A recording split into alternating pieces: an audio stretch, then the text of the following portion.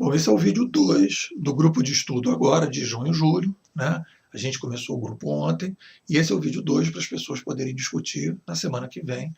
A gente vai começar a discussão, a gente fez a discussão inicial, que é o primeiro nó, né? Então, o que é a minha experiência em relação ao trabalho com os meus alunos dentro da perspectiva de discutir revolução cognitiva e através da revolução cognitiva, perceber o que é que ela faz e como é que a gente pode atuar junto com ela. Então, qual é a discussão que a gente tem aí que eu acho que é interessante? Primeiro nó que existe, que a gente tem que trabalhar, a gente vai trabalhar, na verdade, quer dizer, o papel de um consultor, de um estrategista, de um palestrante, de um professor, que vai tentar trabalhar com a nova perspectiva da revolução cognitiva, com um novo ambiente de produção de conhecimento, de produção de produtos, etc, etc. O primeiro nó é o nó que a gente trabalhou no primeiro encontro, que é o nó filosófico, né? Que é a junção entre o eu e os fatos. O eu e os fatos estão assim, né? Então a pessoa não tem capacidade nenhuma de diálogo, a pessoa não tem capacidade nenhuma de abstração, e a pessoa não tem capacidade nenhuma, imagina, de ouvir uma determinada nova visão a partir de determinadas coisas. Então o que você tem que fazer? Você vai abrir, e a gente fez isso no primeiro encontro, a gente vai começar a abrir para a gente começar a falar de perspectiva, né, de percepção de realidade. A gente vai começar a introduzir aqui no papelzinho que é a percepção de realidade. Então essa percepção da realidade, ela vai construir um modelo em que você vai começar a trabalhar essa percepção. Então esse é o primeiro nó que tem que começar a se desatar para a gente poder começar a trabalhar numa nova perspectiva. Então essa é a questão principal, número 1. A questão o segundo nó, visto que a gente pode começar a trabalhar com uma nova perspectiva, né, com uma nova percepção, em que as percepções podem ser trabalhadas, a gente começa a ter um espaço no peito, um espaço na mente, para a gente começar a trabalhar com as novas questões, com as novas colocações. Então a discussão filosófica principal que vai bater como perspectiva, e isso vai do meu aprendizado ao longo desses últimos 10 anos, dando aula, fazendo consultoria, etc, etc, é a questão do papel da tecnologia na sociedade. Essa questão é a questão chave. Nós temos hoje, e aí a gente vai sempre trabalhar com o senso comum, quer dizer, quando você quer fazer uma mudança no mundo, o que você vai fazer? Primeiro você vai discutir, você vai ter que identificar o senso comum, ver quais são os equívocos desse senso comum, criar um senso em comum e começar a comparar esse senso em comum com esse senso comum, porque está aqui nesse topo. Quando você começa a fazer essa discussão, depois você vai descendo, você tem que entender qual é o nó. E o nó que a gente tem hoje, principal, é a questão do papel da tecnologia na sociedade. Por quê? Porque o papel da tecnologia na sociedade, o que as pessoas veem hoje? Se você perguntar aí, pode fazer essa pesquisa, você chegar numa sala e falar assim, bom, o que é a tecnologia, qual é o papel da tecnologia? As pessoas de maneira geral vão dizer, eu tenho feito esse teste, é o seguinte, tecnologia é neutra, tecnologia a gente faz o que a gente quiser com ela, a tecnologia é apenas uma ferramenta e o ser humano usa a ferramenta do jeito que ele quiser e tudo vai vindo nessa direção. A tecnologia é algo que a gente tem controle total e a partir desse controle total a gente pode fazer o que a gente quiser com ela. E isso é o grande equívoco que a gente tem, que a gente vai ter que fazer essa discussão semana que vem. A tecnologia não é neutra.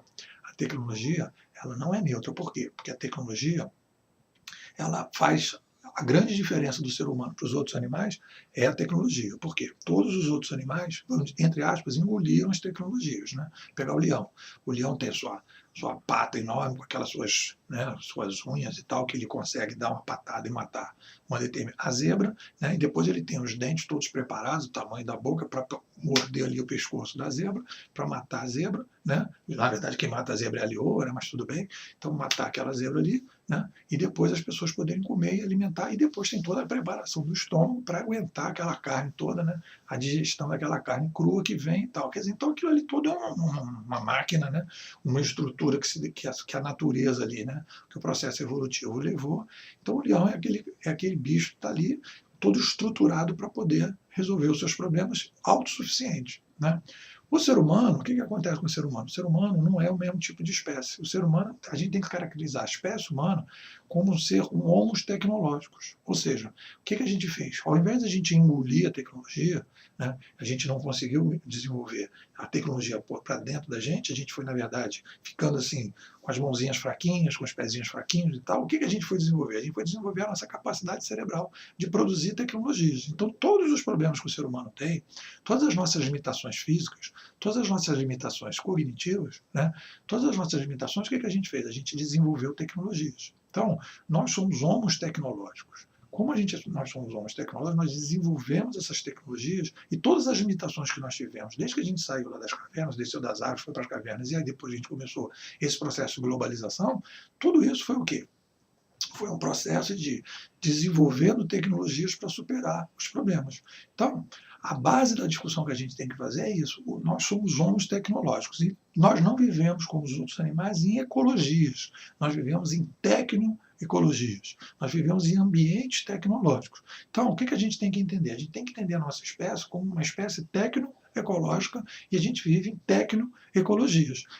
E aí a gente começa a ver que a tecnologia não é neutra. Por quê?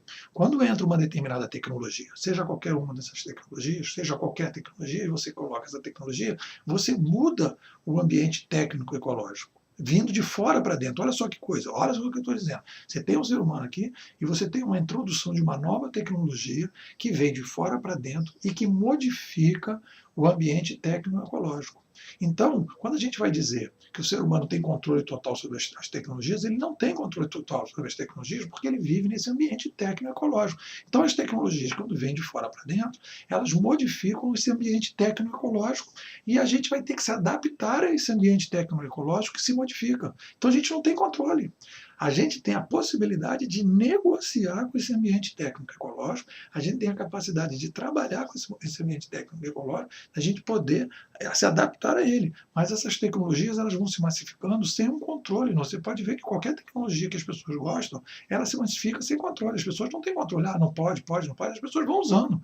E a partir daí vai criando uma tecnoecologia e você coloca as questões e as pessoas têm que se adaptar a elas. E aí olha a mudança que a gente tem que ter de perspectiva.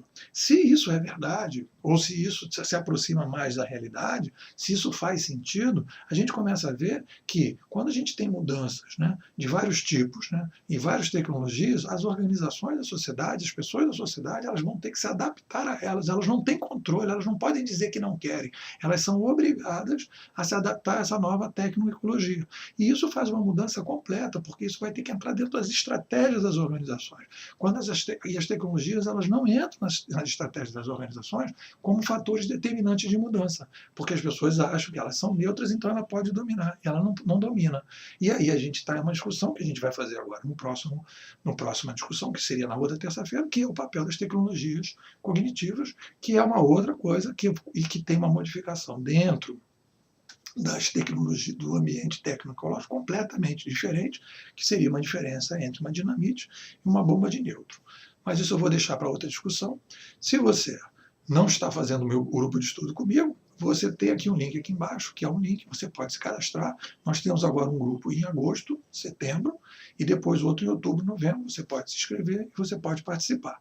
Esse curso é aberto, todas as aulas eu coloco na internet. Você pode acompanhar, se você não tiver dinheiro, se você tiver dificuldade, etc. Você pode acompanhar, pode ver, pode assistir, está tudo aberto, tudo livre. Agora, o que o grupo tem de diferente é que é um grupo acompanhado, em que a gente tem a troca interna, a gente tem uma discussão e um avanço coletivo dessas discussões.